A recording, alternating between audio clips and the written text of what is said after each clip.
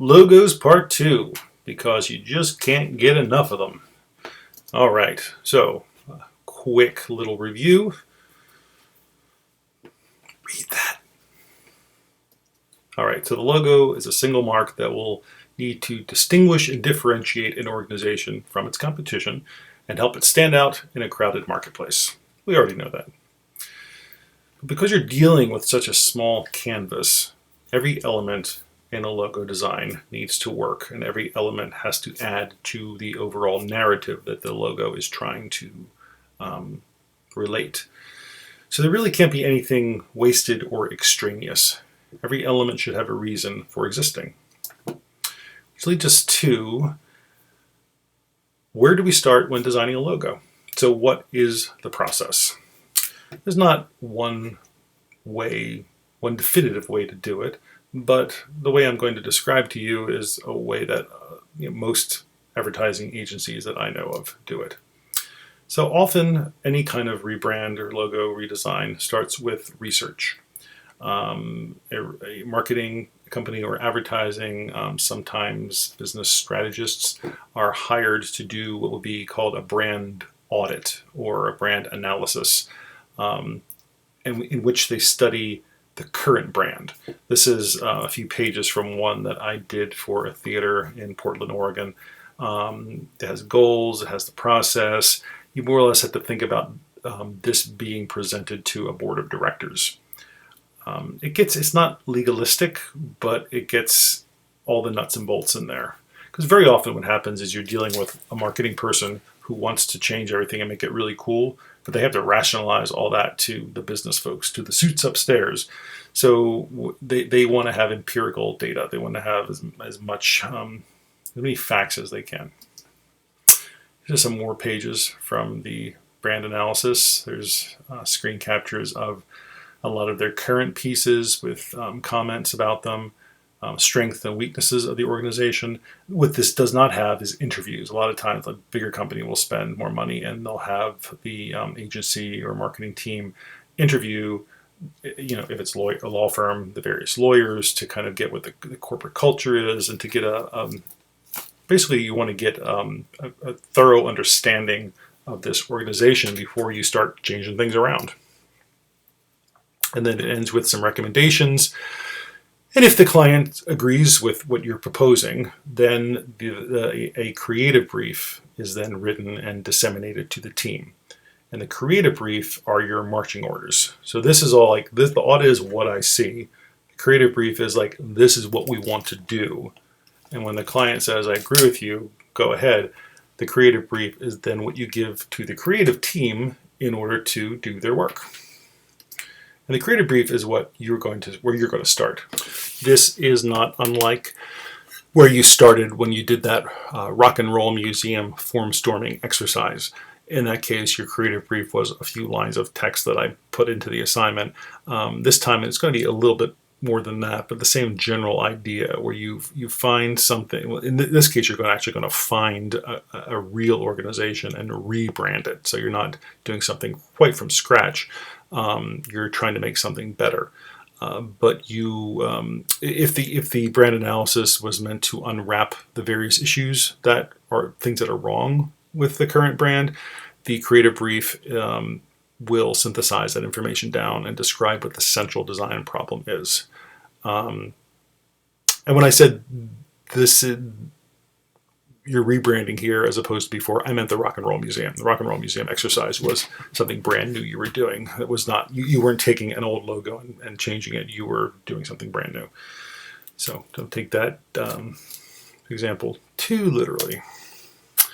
It helps designers understand what you're designing and why. Helps designer and client agree on the goal of a successful outcome. It defines the boundaries and what the project should strive for and what it should avoid. So after the research and analysis via the brand analysis and creative brief, you're ready to form storm. And this is where we let our minds wander and start with thumbnails and just anything goes. But that's often easier said than done. So sometimes getting started can be a challenge. So what I have next is a few examples of logo rebrands that I found And what I'm looking at is their point of departure. I have three examples, and the bulleted points: the brand name, brand's core values and attributes, and the symbolic meaning. Those are three different points of departure, which will make more sense as I know you don't know what that is right now, but you will. So okay, we'll go with the first one. This is the New Museum. It is in the Bowery in New York. They used, for their rebrand, this firm, the name. That was the brand name was the point of departure.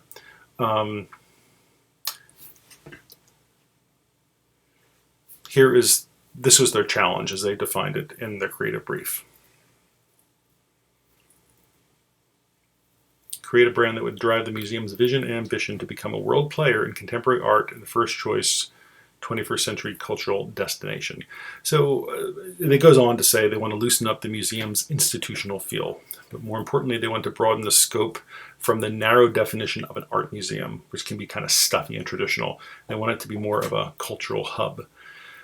And so, once again, the point of departure was the name of the organization. And by that, I mean they didn't try for some other interesting visual that showed what a museum looked like, or they tried to do an icon that would say new or anything like that. They got rid of all that, they ignored that, and they just went with the name.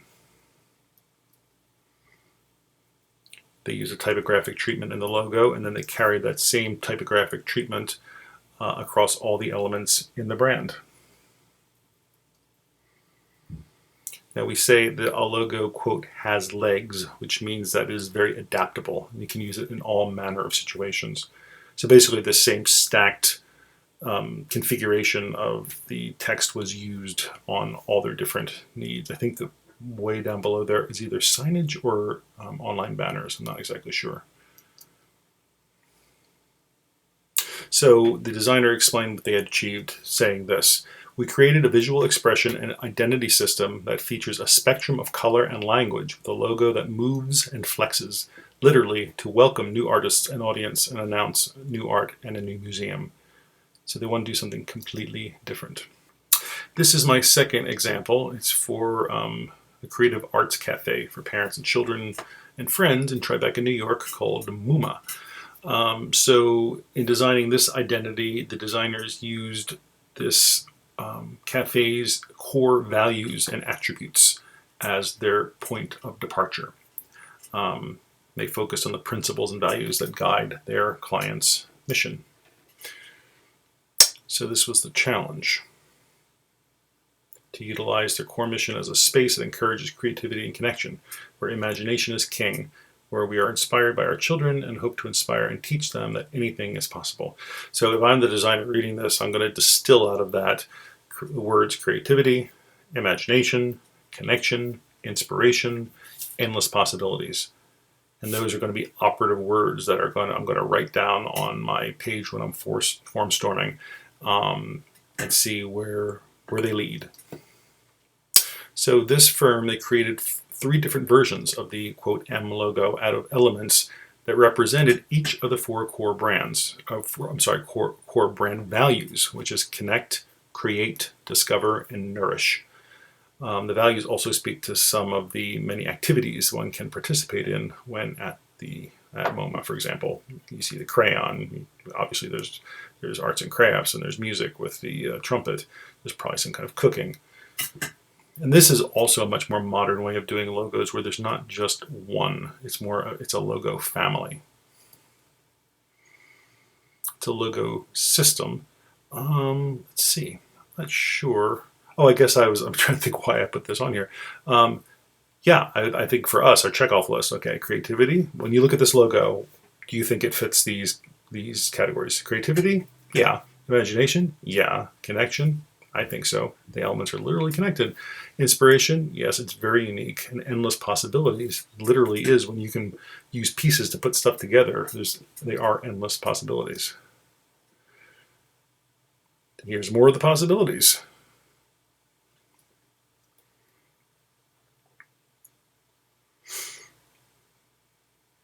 So what they wanted to do is not have to put the logo on every single application. I'm going to go back to this, that's not literally the logo, but it is such a unique look that even if the M was not, the M for Muma was not on this, you would certainly know who it was from. And that makes it a very distinctive brand look. So, and on that, a brand language, as we've discussed, is more than a logo. The logo doesn't have to go it alone. The brand elements add flexibility and visual interest. Immediately identifies that organization as very innovative. I mean, the whole idea of not being beholden to one single logo and being more open is a sign that you are by nature an innovative organization, that you basically practice what you preach. The Muma's mission cannot be captured in one single logo. Here's examples they put on merchandising, and they were able to take each one of these custom illustrations and chill out. It's a penguin with a fan, and make it apply to make it work for the merchandise product or the printed whatever piece they were using. It became very specific to that. They were tailor-made. This was their website, or one page of their website, which is absolutely wild to me. Some of their packaging. Okay, for this next example, I want to focus on the word connotation. You haven't heard that word before. A connotation of something is an idea or feeling that, we're talking about words now, that a word invokes, in addition to a word's literal meaning. You'll understand more about that in a second. So we, as a design team, are designing a logo for Metro Area Transit in Omaha, Nebraska. And this client wants a logo that symbolizes the streamlined, clean, safe, efficient, and modern qualities of their transit system. So we as designers are looking at a bunch of fonts, and we should be looking at fonts that we're choosing our font based on its form, how pleasing is it, its appropriateness to all the uses that the logo will have. For example, it's highly legible, that it can work in small sizes and large sizes. How expressive or flexible is it? And we do all this with a knowledge of the font's connotative meaning. So for the Metro Transit, the font needs to connote, that's the verb form of connotation, connote streamlined and modern. Okay, so I put 3 fonts here, and if we were doing this in class, I would take a poll of who thinks which of these is the most streamlined and modern. I'm going to speak for you and say that you would say the second and third one and not the first one, which to me, the connotation of that is like French 19th century. That's what I get from that, like a metro in Paris, or possibly even older, like medieval. So that's what I mean by connotation. Now the center one is very modern, but almost to the point of being futuristic, and worse yet, it is pretty much illegible. I don't think anyone would read that as Metro, particularly the R. Which leaves the third one, which is not the most interesting font in the world, obviously, but of the criteria we're looking at, it's probably our best choice. The next slide I'm going to show you is what the client actually did. It's not like the one I put there, but it's closer. It's a sans serif font, which automatically puts it into the more modern category. It's streamlined. There's nothing fancy about it, nothing ornate, no embellishments. Everything does something. I would say it's not presumptuous in that it's not all capital letters yelling at you. It's very understated. The italic form makes it seem like there's some movement to it, so that works for a transit. And the logo icon, that M, definitely has the look of movement. So that's fitting your logo, your choices to what the client is looking for. So now we're going to get into the second step of the big project you're going to be doing once you work on your logo is stationery package. And this is often considered the anchor of any identity package for a brand. A little less so today in an era where we don't send as many letters through snail mail as we used to. People still use letterhead for, in emails and such, attachments. But what I'm going to show you mostly here is stuff that's been printed. Although business cards are still pretty darn big, but envelopes not so much. But let's just go think it's 20 years ago, and a letterhead envelope and a business card was like a identity package that you would always do for a logo. So things to consider with a letterhead: logic in how it's laid out, prominence of the logo, and there can be other elements besides the logo as long as they are relevant. So there's no definite set rules, but those are good guidelines to go by. Very often the pertinent information is going to be towards the top, hence the term letterhead. This kind of arrangement leaves lots of room for correspondence. Remember, this is a practical piece. This is to put a letter on, so you don't want to put your artwork in the middle of the page. Some designers put the address at the top under the logo, others put it along the bottom, like in that second example there. And these, by the way, are 8.5 by 11, which is the standard size for letters in the US, Canada, and Mexico. Europe has a lot of its own sizes. We're not going to talk about those. These samples break convention a little bit. There's the bleed on the bottom, which is a little more of a look at me move, a little flashier. The Hexapower on the right has that graphic that goes up in the corner, which is interesting. It takes your eye, but it balances with the logo on the left, so it doesn't take you off the page entirely. There is a ghosted element, which on the first one is hard to see. It's actually behind the text. It's the same logo icon, the H. The letter form icon, that screen back, we call that screened or ghosted back. That was big back in the day. You would often put a logo and say screen it back to 10%. And this would, in modern language, in your software programs, you just call this opacity, more or less. Now this is an example. I don't think I show this with a letter on it. Maybe I do in the next slide. But this is putting your artwork right in the middle of the page, and this is going to make the letter very difficult to read. So this is under the "that's a cool idea, but it's not going to work" category. This is really out of the box. Very, very seldom is there type on the back of a letterhead page, or I'm sorry, artwork on the back of the letterhead page. So the gray scribble on the right is showing you the back of the page. Kind of like that Muma logo, it's just showing you that this organization are out-of-the-box thinkers. They're innovative. They're trying something different. So think about that when you get your rebranding project. Is your organization somebody who's going to be more traditional, or are they going to take some more chances? Now, the business card is perhaps the most intimate design format. It's passed from hand to hand. Business card quickly and directly tells its reader, or receiver rather, who you are, what you do, and with whom you are affiliated, and how to contact you. Now, some identity standards for business cards. Most often the client specifies as the information that they want to put, how they want their names, they want to put partners, titles, any acronyms they want to use, their what they want capitalized, abbreviations, etc., etc. There's a lot of different conventions, but what's listed on the frame there is pretty much the stuff that you want. My sample there shows you most of those. And this is, when you think about, this is a 3.5 inch by 2 inch. That's the standard size for a business card. And that all fits there, and you have to present that in a way that doesn't look crowded. And this is where, once again, I'm going to keep saying it, hierarchy of information. What is the most important? The logo. What is second most important? The person's name.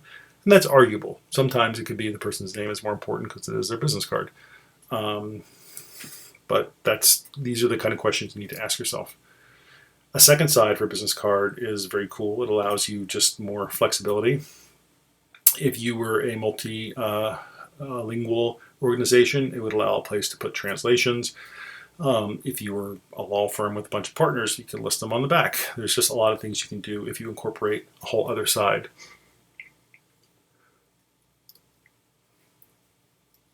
This is the back of the Muma card. What I like is that it allows the logo to be nice and big on the front and not fill the whole space up with things like an address. some designers feel it's acceptable to different levels of variation in their identity package. This is an example of, it's a little hard to see, but you can see the letterhead is the upper left there, the white, there's business card. I think the configuration that they put this in makes it harder to see than it actually is, but this is definitely pushing the boundaries of making sure your three pieces look like they're in the same family. Front and back business card. Whole stationery package. Now you're not going to be printing yours, so we're not going to necessarily be too focused on paper or anything like that, although we'll get to that in our printing lecture. So this is what you're going to be doing for your project, which is a letterhead, envelope, and business card.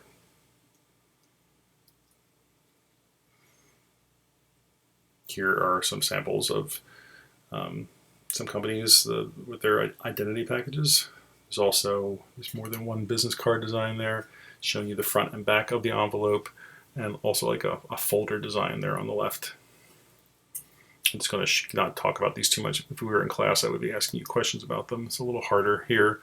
But when you look at this, you don't know anything about this company, although now I can read seasonally inspired food. But what does it bring to mind? What adjectives come to mind when you look at this? I'm getting like homemade, organic, simple, not too flashy, something traditional about that N, that letter form in the logo. It's simple, the name is short. All the things that the design is communicating about this organization that none of us know anything about right now. Similarly, when you see camo, right away it's going to tell you something.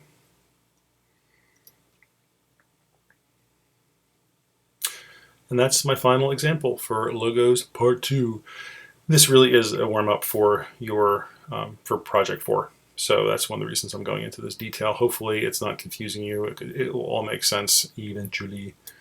And we don't need that, and we don't need that, or we need that. We're going to talk about those live in our next class. So thanks for watching, and take the quiz, and I will see you in the next class.